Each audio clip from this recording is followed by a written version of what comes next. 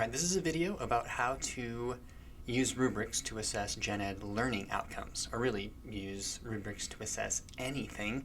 And I'm sharing this with some members of my gen ed assessment team to kind of show them how rubrics are used and therefore how they're designed, how they can be developed further, how can they be integrated into classes, and so on. So I've got this document pulled up of all of the rubrics we designed last time around, and I'm just going to show you one of them in detail. So the gen ed objective is one that we get from the university system, and we have 6 of these, I believe. I need to go through and count them, but we've designed 2 of them ourselves as institutional options. But this is the mathematics and quantitative skills, which corresponds to the M of the core impacts. And so let me just read that. Students will apply mathematical and computational knowledge to interpret, evaluate, and communicate quantitative information using verbal, numerical, graphical, or symbolic forms. Notice some of the key verbs here. Interpret, evaluate, and communicate. And then the conjunction that's used is and, which means that these courses should require students to do interpretation, evaluation, and communication of quantitative information, and that quantitative information can take the form, see the conjunction or, which means it doesn't have to be all of them, but it can include any of them. Verbal, numerical, graphical, or symbolic forms. So that right there is the basic objective that the university system, in Georgia in this case, expects all gen ed courses or all universities to support. It's pretty open-ended, and so as long as mathematical or computational knowledge is being used and then students are being asked to perform interpretations, evaluations like answering questions or deciding if an answer that's given is good enough, and then trying to communicate what they understand, then you're satisfying that objective. Now, this is all that the university system gives you, so just the language of that objective.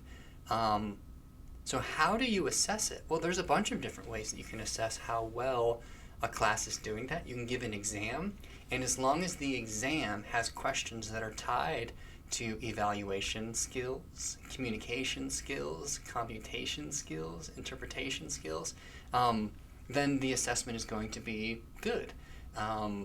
Now, one way to do that, the way that is maybe classical in preparing students for college or understanding what students are prepared for college, or taking like a snapshot of how well students are performing, would be your standardized exam. So 50 items or 100 items, each of which have been designed around measuring a specific part of that description. So some knowledge questions, some evaluation questions, some questions with verbal forms, graphical forms, and so on. So you could do like a standardized exam. But the option that I'm talking about today is a rubric-based exam. So let me just get rid of that. So going back about 6 years, I met with a task force. Tanya Champagne and Anthony Smith were on ours, and I gave them this objective, and I asked them to pick out specific competencies that represent this objective. So the competencies specify what it is students will be doing, like specifically. And so they picked out these 3 from the Association of American Colleges and Universities, value rubrics of calculation, interpretation, and representation. I really like this rubric because it's simple, it's elegant.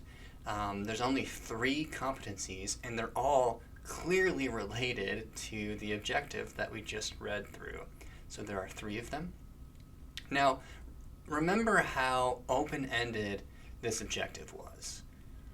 You could design 1,000 activities with very little overlap that accomplish this. So whether it's using computational knowledge in graphical form, or interpreting a symbol, or interpreting words. And so like you can take this really any direction. The the Math and Quantitative Skills Assessment Group Committee, they focus on calculation, which has to do with using a formula and then calculating, putting numbers into that formula that were given in a problem, and then coming up with an answer. And so we understand that a calculation can be attempted, but either doesn't answer the question correctly or doesn't answer it completely. So notice that is better than not even attempting a calculation. So the rubric provides specific learning goals. So these are competencies that fit underneath the objective. And then each one has a hierarchy of improvement. We would expect that some students come in and they're asked a question and they don't even know what to do. You give them the equation, you give them the numbers, and they don't know what to do. Now, a step beyond that would be students who are capable of sort of trying to give a calculation, but do it incorrectly. And then once they practice and they get better at it, they're able to use the calculation in a way that gives them an answer, or they use the correct equation but use it incorrectly. So notice that there's movement and improvement along this objective. And so we give these improvements numbers. And so students come in at 0, maybe they come in at 1, maybe some really precocious students come in at 2, and I know this because I've looked at huge assessment samples across first year and fourth year students. I know kind of where they're at, what looks good, what students are outliers that are good or outliers that are poor. And I can tell you that students come in comfortable with 1s generally, and the really good ones get into the 3 and a few into the 4 range by the end of like their time here at the university. And so we can get a sense of where to focus our time as instructors. What are students struggling with? Which of these objectives are they really struggling with? Now, in the assessment, we'll get a representative sample of students at ASU who have been through the Math and Quant Skills courses. Maybe they've taken a couple of advanced program courses that are aligned with some of these skills. And then we see what the distribution looks like. And off the top of my head, I don't have the numbers in front of me. Students did really well in the Math and Quant Skills, and I want to say the calculation was the best, probably in the 2.5 range. Interpretation and representation were both good in the, I think, 2.2, 2.3 range. And so if I had a first-year college professor who was teaching one of these early math courses, quantitative reasoning, for example, if they said, well, where are my students coming in? I could tell them, well, we've already looked at some assessment data, and about 50% of students are around 1 even after taking the course. So you might want to really focus on just getting students familiar with picking out an equation and inputting the numbers. It's like, well, that's really simple. Yeah, that's where students are struggling. Imagine how difficult it would be to jump all the way to interpreting what those results mean. It's like we're spending all this time focused on something that's beyond what they're comfortable with.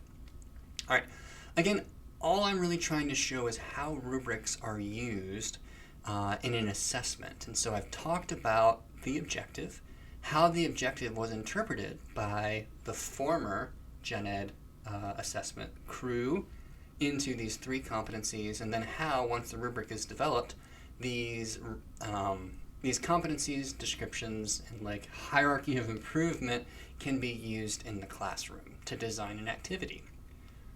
So for example, I'm sure you all could come up with a day-long activity or an hour-long activity that just focuses on practicing picking out an equation and then inputting numbers, correctly or incorrectly. That's when you get up into the 2 and 3 range. So just if you're focused on a particular level of skill, you're not going to try to jump too far. And it helps you direct where to focus the emphasis with your activities. All right, what else should I share about using rubrics? It's really easy to design entire courses around them. So if you are teaching, let's say, an advanced course in which you want to build on this skill, so for me it might be an advanced research class in psychology or an education department, I would want students to develop the calculation skills, interpretation, or let's just look at the interpretation one. So the highest level, providing accurate explanations of information presented in mathematical forms. All right, so right there, I know from lots of experience that students struggle interpreting graphs, even like a bar graph. Pie charts, not so much, but like a bar graph, a line graph, I imagine like a box graph or a box plot.